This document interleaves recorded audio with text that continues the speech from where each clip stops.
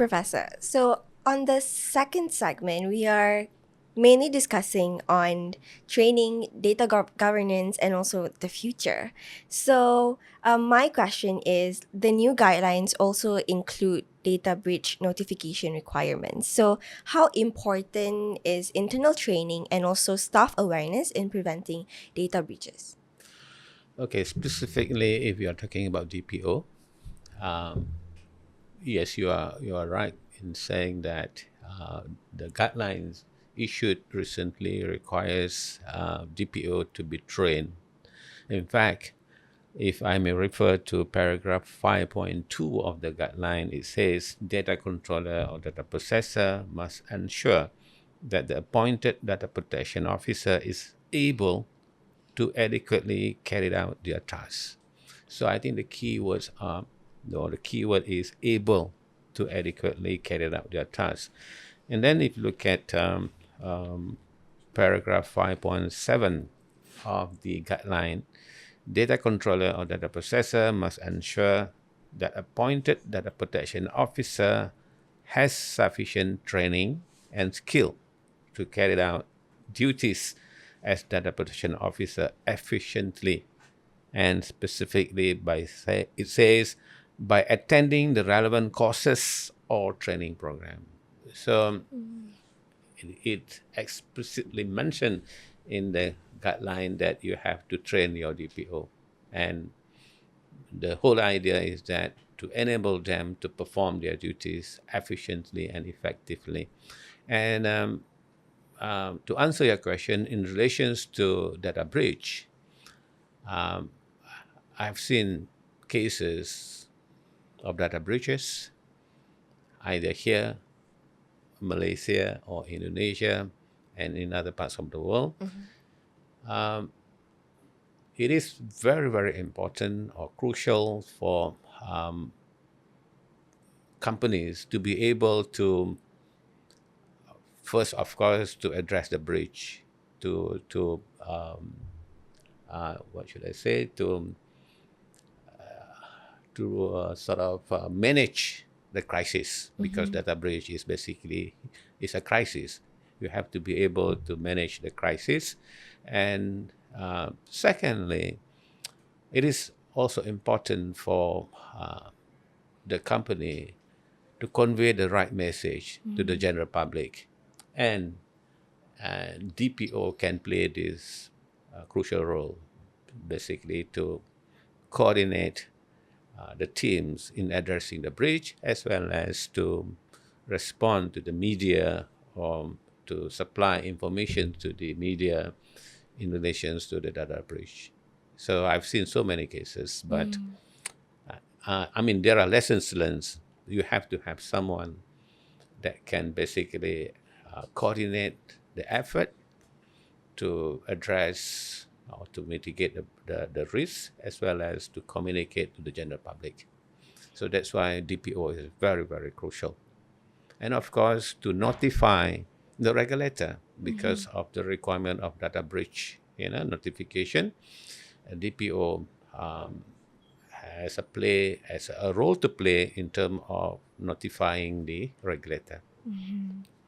So, following up to that question, can a strong DPO function help reduce reputational damage when a data breach occurs? Yeah, because there may be a situations, you have done everything. You have put in place the technical measures, you have put in place the organizational measures, but still your system has been perhaps breached, for example, or there is a breach. And in that situation, you may not be held liable because you have done it. You have done what needs to be done, and you have DPO who is able to manage the crisis, and DPO is capable basically convey the right message to the public. It is possible that you may not be held liable even though data breach has happened in the organization. Understand, Professor. So, do you see the role of DPO becoming like more strategic in the coming years? It is. It is. Even now, DPO plays a very, very crucial role, as I said, and a strategic role. And to me, it's not just ticking the box, not just compliance, but also uh, competitive competitive advantage and a question of trust. A question of trust. In this digital world, you can easily Yeah. okay, trust can easily be lost, and so DPO plays a very, very crucial role. I like how you highlighted that DPO is not just like to tick a box. It's actually a very important and like a very needed one for a strategic future for the organizations. So my next question, Professor, um, what advice would you give to organizations that are only starting their PDPA compliance journey now? Um, PDPA has been there since 2010, so now it's 2025. So if we are starting towards compliance now, I think I don't know what to say, but you are too late, basically, in trying to work towards compliance, because it has been more than a decade. Yeah, you should have started 2 3 years, or even long time ago. Okay, but better late than never. Yeah. So having a DPO, basically having a capable DPO, can help companies or even small and medium enterprises towards compliance. Okay. Okay, something we have to take note on. My next one: if there is one key message organization should take away about the DPO appointments, what would it be? Um, I would like to repeat what I've said just now. Um, Having a capable DPO is very important, because at the end of the day, we are talking about trust, we are talking about risk management, we are talking about how to manage crisis, and we are talking about competitive advantage. Yep. So, Having capable DPO. That's the message. capable DPO. Yes. So, my question, Professor: what are the biggest challenges organizations face when implementing this data protection officer governance in their organizations? Um, as I said, and as you mentioned just now, there is no designated individual, Yeah. yeah, taking charge of this compliance, and that is one. The second issue is about the top management perhaps doesn't care about this issue. So based on my experience, either here or internationally, if the top management is proactive and they know that this is something that they have to do, it's very much easier. Based on my experience, very much easier for companies, organizations to comply with the law, if I know if it comes from the top. So have you seen cases where organizations like misunderstand the DPO role completely? Yes, yeah, they simply get the names and submitting the name to the authority, and if data breach occurs, then they cannot handle it. Yeah.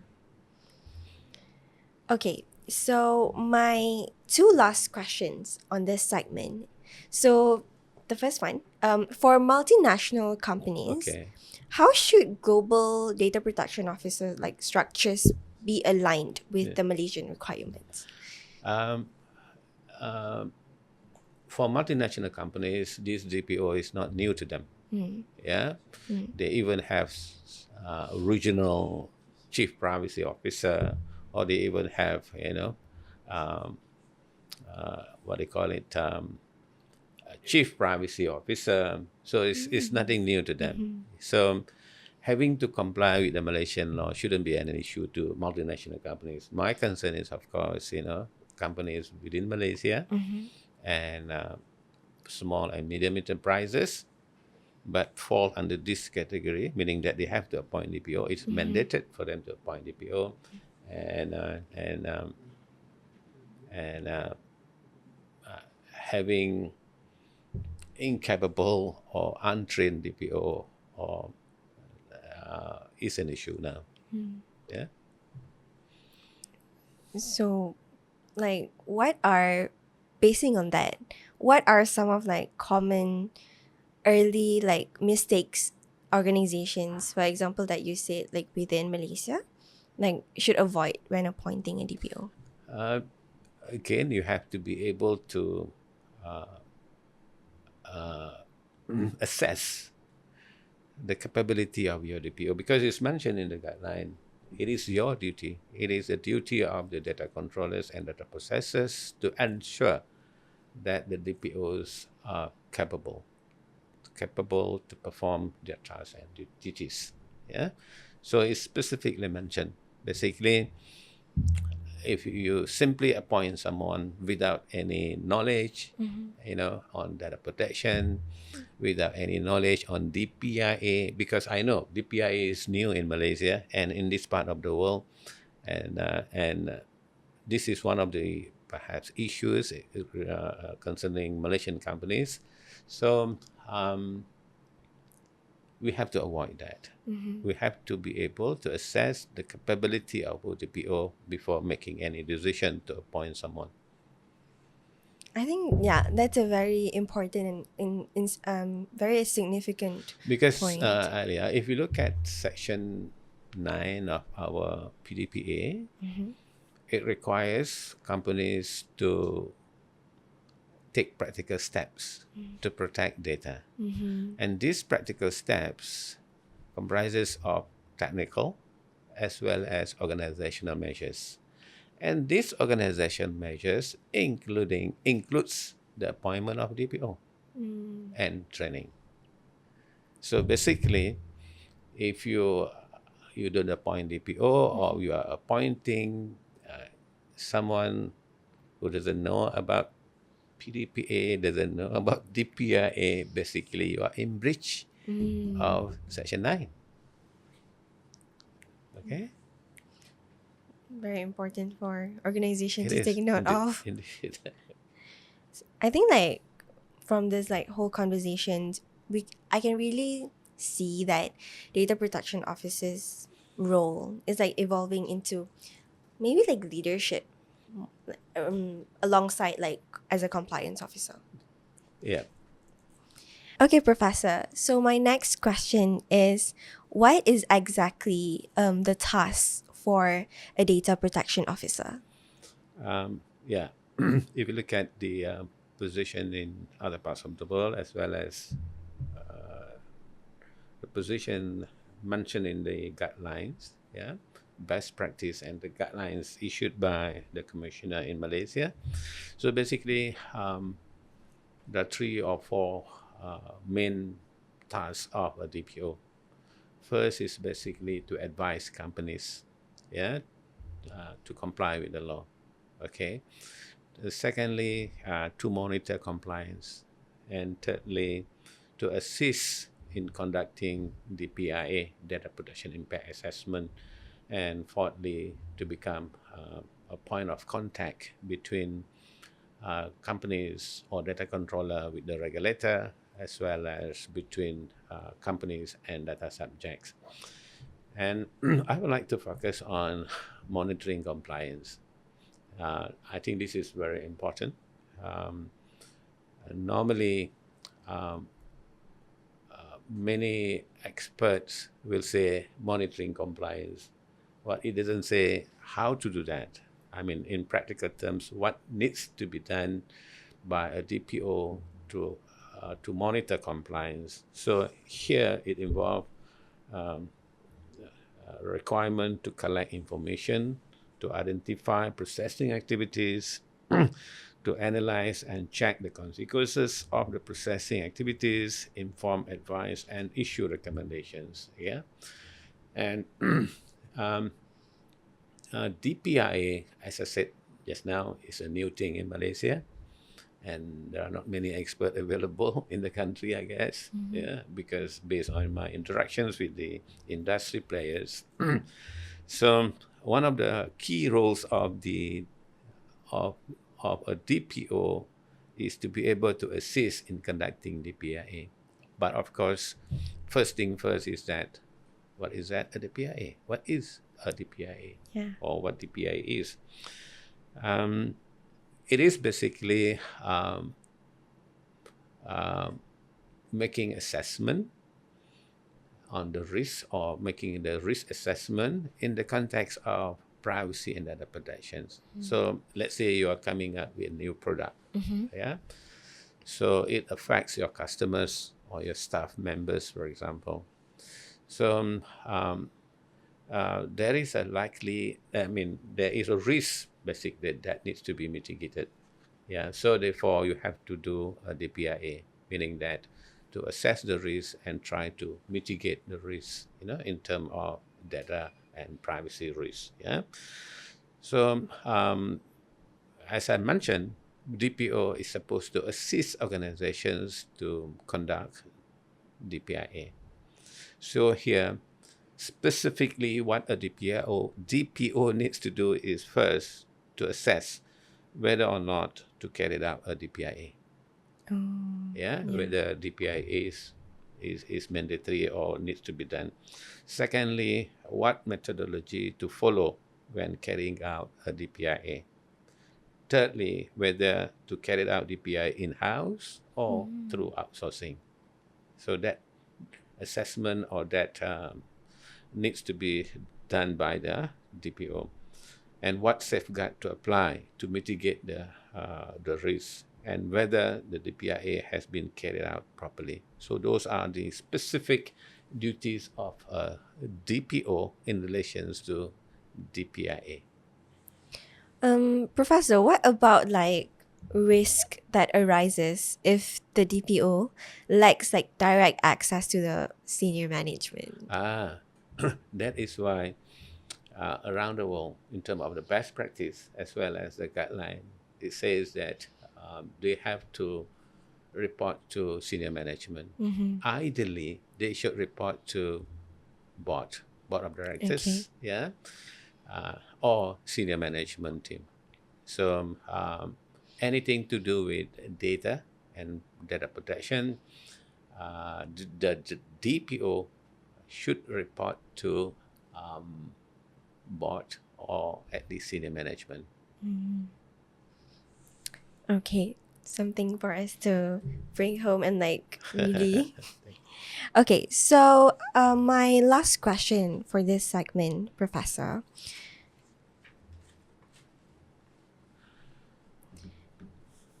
So, what can companies do to better support data protection officer? If you look at the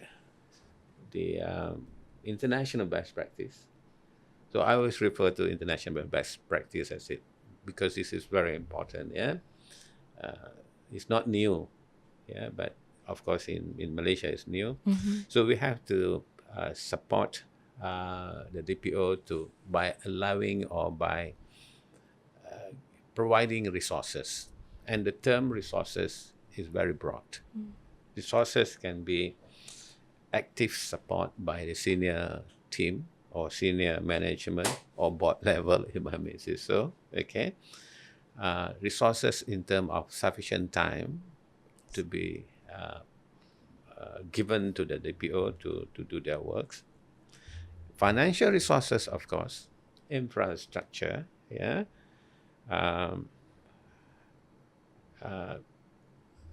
The other very, very important element is that DPO needs to be made known to all staff members. Yeah. And there is a rationale for that. Yeah. And necessary access to other business units such as HR, IT, legal, etc. And of course, continuous training. And if you are a big organizations, you have a support team, a team to support DPO. I met DPO when I was in Brussels, a DPO of a multinational companies, and he was telling me that he was supported by 50 people in that department.